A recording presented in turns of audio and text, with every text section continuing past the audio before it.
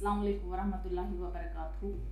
ऐवान सदारत में तमाम अशखास की नज़र में सलाम करती हूँ और उसके साथ साथ आप सबके हुजूर अपना सलाम पेश करती हूँ। तजलियात मारिफत डॉक्टर अल्ताफ़ हुसैन यत्तू के मज़ामीन का मजमुआ है।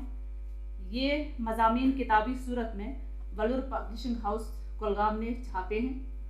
किताब 230 सफ़ात पर मुश्तमिल है। कीमत 350 रुपये है। सरवर्क देदजीब है। मुसन्निफ़ की उर्दू ज़बान से हर दर्जा मुसन्निफ़ भी उर्दू ज़बान से हर दर्जा उन्स रखते हैं। यही वजह है कि बचपन में लाशऊर में छुपे इस शेर के असर से आज भी न निकल पाए, जिसका जिक्र उन्होंने अपनी बात में इस तरह किया है कि अपनी 10वीं जमात की कोट है, इन्हीं की लिखी हुई बात है कि अपनी 10वीं जमात की किताब में मौजूद मिर्ज़ा मोहम्मद रफ़ी सौदा की इस शेर को मैं भुला ही नहीं पाया और फिर सारी उम्र इस शेर की सरगर्दा में नजर आया। मखदूर नहीं इसकी तजल्ली के बयां का, मखदूर नहीं इसकी तजल्ली के बयां का, जो शम्मा सरापा हो अगर सिर्फ ज़बान का, सर्फ ज़बान का। तजल्लियात मारिफत की मज़ामीन तारीख़ इस्लाम, फ़लसफ़े इस्लाम के इर्द गिर्द कलमबंद किए गए हैं। ताहम मुझे इस किताब को अगर पढ़ने की तरगीब किसी चीज़ ने दी है तो वह किताब का इंतसाब है। 3 सत्रों में लिखे गए इंतसाब में सबसे खूबसूरत तरीन तख्लीकी सत्रों का इंतखाब किया गया है। आप भी महजूज हों उस शख्सियत के नाम जिसने हरमैन के मुतजल्ली माहौल में आदाब फर्जंदी सीख कर इस अंदाज से मुझे आदाब ज़िंदगी सिखाए कि मैं न सिर्फ इल्म का कदर शनास बन गया बल्कि मुझे इल्म से शदीद मोहब्बत हो गई और मैं राह इल्म में सब्र का खूगर हुआ। किताब के मुताले के बाद मुझ पर यह भी वाज़ह होता गया कि वाकई इल्म, सब्र, इस्तिकामत और तदब्बुर का नाम है। सब्र लफ्ज़ मेरे ख्याल में दुनिया का मुश्किल तरीन लफ्ज़ है, जो बोला तो बड़े धड़ल्ले से जाता है मगर बरता सिर्फ पैगम्बरों, औलियाओं, सूफियों और मुंशुने की जज़ाक जो बोला तो बड़े धड़ल्ले से जाता है मगर बरता सिर्फ पैगम्बरों, औलियाओं, सूफियों और मंशू से ही जाता है। आम इंसान बस सब अक़दारों में रखना डालते हैं, रखना डालने के बाद थक हार कर नाकाम होकर साबिर बन जाते हैं। साबिर कामयाब होकर सब्र कैसे किया जाता, सब कुछ हासिल करके सब्र कैसे किया जाता, काना कैसे बने जाते, इसके लिए डॉक्टर अल्ताफ़ अहमद यत्तू साहब की किताब का मुताला जब करेंगे तो उन्होंने जा बजा मज़ामीन में सैयदना इब्राहिम की तमसील पेश की है। एक मजमून इस तरह बांधा है, मारिफत हक़ और मारके खिर्द जुनून। दूसरा मजमून है ज़ब्ह अज़ीम और तौहीद की बाज़ियाफ़, ज़ब्ह अज़ीम और तौहीद की बाज़ियाफ़, ज़बी ही पढ़ते उसको, ज़ब्ह अज़ीम और तौहीद की बाज़ियाफ़। और तीसरा मजमून जो है सैयदना इब्राहीम तस्लीम और रज़ा का अब्दी उन्वान है। दास्तान हर्म और कुर्बानी, इन 4 मज़ामीन में अल्ताफ़ साहब का कलम जिस रवानी से चला है, मैं यकीन के साथ कह सकती हूँ कि सैयदना इब्राहीम की तस्लीम रज़ा को इससे बेहतर और इससे पुरकशिश नस्ली जामे में शायद ही किसी ने पहनाया होगा। बहुत शुक्रिया। और जिस इल्म और सब्र की बात डॉक्टर साहब करते हैं, यकीनन इन मज़ामीन के मुताले से वो सब्र इंसान के जहन पर धीरे से दस्तक देकर कल्ब में पहुँचकर एक अत्तह नूर से मुनव्वर कर देता है कि इंसान कुछ देर मबहूत होकर खुद को टटोलने लगता है कि मैं भी इस तजल्ली की गिरफ्त में तो नहीं आया, कहीं मैं भी इस रब की मोहब्बत में इस कदर सरशार तो न हुआ कि खुद को उसी में मदगम कर लिया। लेकिन किताब के सफ़े पलटने के बाद एक और राज मुनकशिफ हो जाता है कि खलील तो एक ही हो सकता है। मैं तो नूर इरफान और तजल्लियात रब्बानी का वो सरचश्मा हूँ जो सिर्फ हूँ। मुझ पर तो हज़ारों करोड़ों सालों से फितरत से भेजे गए इंसान काम कर रहे हैं। मैं खुद को ठुकरा के आया हूँ, यूं ही तो ज़ेर होने वाला हूँ नहीं, इसलिए अभी मेरी तकमील बाकी है। मेरी तकमील के लिए खुल्क़ अज़ीम और अस्वा-ए हुस्ना की तकमील किताब को अपनी ज़हनी इस्तिदाद से समझने के बाद मुझे ये कहने में कोई तामुल नहीं कि बहसत इंसान हम वाकई बड़े मजहूल हैं। सैयदना इब्राहीम की तस्लीम रज़ा के बाद भी हम बहक जाते और रसूल रहमत और उसवा-ए कामिला होने के बावजूद हम में सब्र नहीं आता। हम कभी तो अहसन तकवीम के ज़ुमरे में आते हैं और फिर असफल साफिलीन हो जाते हैं।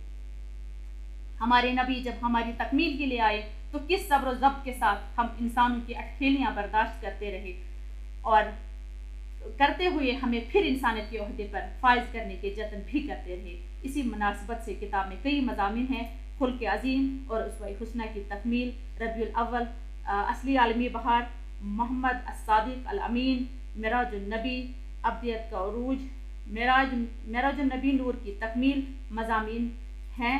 عنوان کی تکرار اگرچہ پہلے کھلتی ہے مگر مطالعے کے بعد ہر مضمون پہلے سے جداگانہ نظر آتا ہے۔ مصنف اس لحاظ سے کامیابی کے ساتھ برت پا رہے کہ انہوں نے ہر مضمون کو قلم بند کرنے سے پہلے باریک بینی سے مطالعہ کیا ہے۔ یہی وجہ ہے کہ جس بھی مضمون کی تمہید باندھتے ہیں پہلے تاریخی احوال سے مدعا بھی بیان کرتے ہیں، پھر مغربی افکار سے بھی استفادہ کرتے ہیں اور علمی طور سے بڑے صابرانہ انداز میں دلائل و براہین سے انسانی عقلوں کو سیراب بھی کرتے ہیں۔ لیکن وہی انسانی عقل میں صبر کہاں، ورنہ جس نبی نے پوری حیات کو انسان کے راہ ہدایت میں صرف کیا ان کو بھی انسانی عقل نے دنیا سے اہلت فرمانے کے باوجود چھلنی کر دیا۔ اس لیے تو واقعہ کربلا پیش آیا۔ واقعہ کربلا پر مصنف نے ایک بہترین پڑھنے لائق مضمون باندھا ہے: فرات کنارے سیدنا حسین کی داستان عظیمت۔ دوسرا مضمون ہے حابیل سے سیدنا حسین تک، داستان عظیمت مردان حر، معرکہ روح و بدن اور سید السادات۔ اس کے بعد موصوف اپنی وادی میں سرگردہ نظر آتے ہیں جہاں وہ وادی زمزم سے وادی جہلم کا سفر کرتے ہیں اور ساتھ جن مضامین کو کرتاس پر اتارا ہے: میر سید علی ہمدانی، کشمیر میں روحانیت کے امین، شیخ نور الدین عرفان و زہد کے علمبردار۔ پھر دوسرا مضمون ہے شیخ نور الدین روایت کے زہد کے علمبردار۔ مصنف ڈاکٹر الطاف احمد یتو نے ایک اعلیٰ یونیورسٹی میں اسلامک اسٹڈیز میں PhD کی ہے۔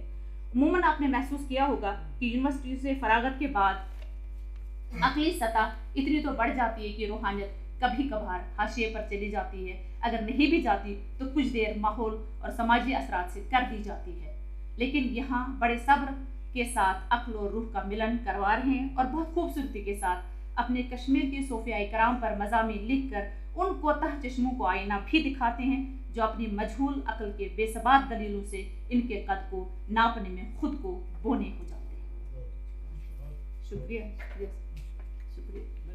یہاں آپ مصنف کے قائل ہو جائیں گے کہ انہوں نے جہاں سیدنا ابراہیم کی توحیدی صفات کو بڑی خوبی سے ذکر کیا ہے وہی اپنے اولیاء اور صوفیاء کے عملی رول کو بڑے علمی انداز میں قاری پر واضح کر دیا اور قاری اپنے اسلاف میں پیوستہ ہوتا ہوا محسوس کرتا ہے۔ میرے خیال میں ایک بہترین مصنف کی یہی کامیابی ہے کہ وہ ہر طبقہ فکر کا سامان اس طرح میسر کراتا ہے کہ ہر فرد یہ سمجھے یہ تو میری ہی بات ہے۔ اس کے علاوہ زکوٰۃ، مادیت اور علامہ اقبال پر مضامین ہیں۔ ظاہر ہے دنیا میں جہاں کہیں اسلام سے دلچسپی رکھنے والے لوگ ہوں اور ترائے کے ادب بھی جانتے ہوں ان کا علامہ سے انکار نہیں ہو سکتا، لیکن موصوف یعنی الطاف صاحب اس بات کا اپنی کتاب میں اعتراف بھی کرتے ہیں۔ وہ علامہ کے فلسفے روحانیت سے متاثر بھی ہیں۔